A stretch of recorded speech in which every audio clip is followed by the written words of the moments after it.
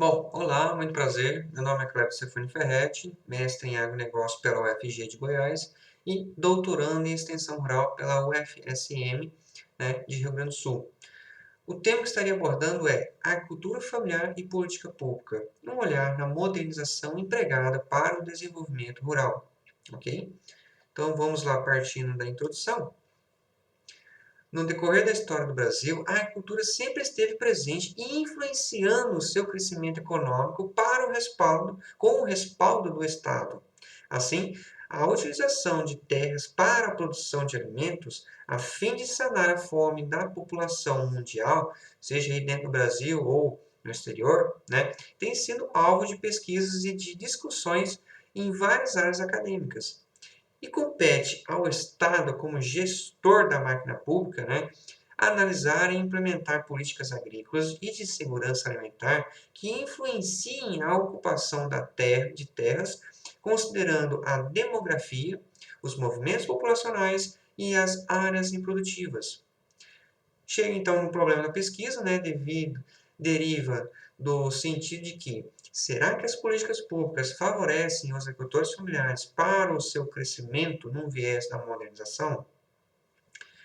E, avançando para a metodologia, utilizada foi paradigma do interpretativista, né, por não se fundamentar na existência de uma realidade totalmente objetiva e nem totalmente subjetiva, mas na interação entre as características de determinado objeto e a compreensão que os seres humanos constroem a seu respeito, por meio da intersubjetividade.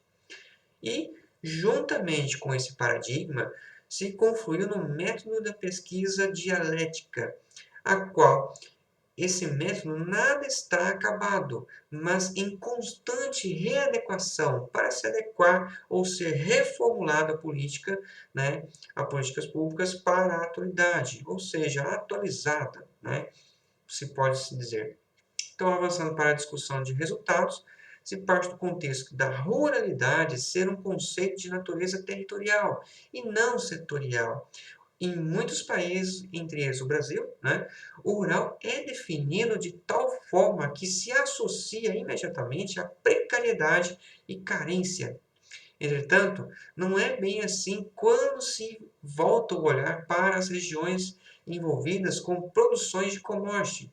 Já nas regiões de recém-assentados ou de agricultores familiares, né, se pode vislumbrar uma certa dificuldade de acesso às políticas e carência de infraestruturas, que se caminha para a busca e o emprego da modernização ao meio rural num viés de produção, alterado através da reorganização das atividades produtivas de agrária exportadora para um urbano industrial.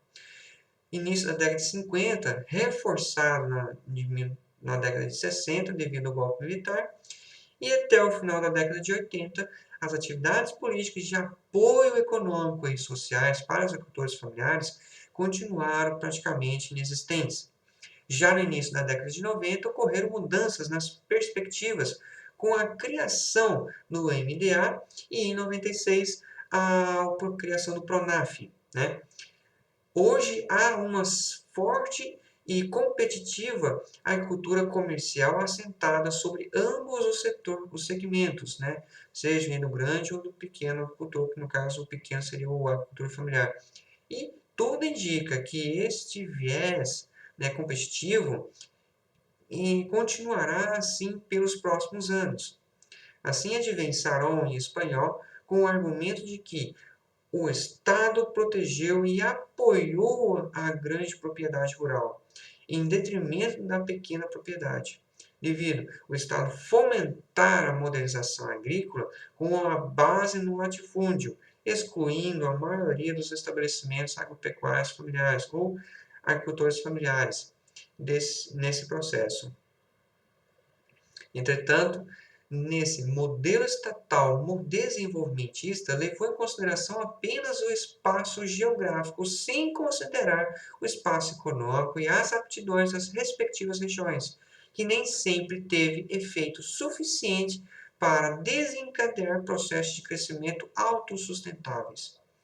no caminhar do raciocínio de Dalladora e Souza, relacionado à modernização e grandes produtores rurais, que é o fato da produção de alimentos ao consumo interno, né? Pois a política implantada pelo Estado visa apenas o aumento da produção de matéria-primas para a indústria e não o abastecimento da população, provocando desinteresses aos produtores destinados ao consumo interno, né, na produção de alimentos. Desse modo, se vislumbra que cabe ao Estado possibilitar a criação de conjunturas para a elaboração e implementação de políticas públicas inovadoras para os agricultores familiares e o desenvolvimento rural. E vale incrementar que a pluratividade apresenta-se como uma unidade produtiva multidimensional, né, em que, além da prática da agricultura, outras atividades também são desenvolvidas interna ou externamente à propriedade, no caso do agricultor familiar, pelas quais são recebidos diferentes tipos de remuneração ou receitas.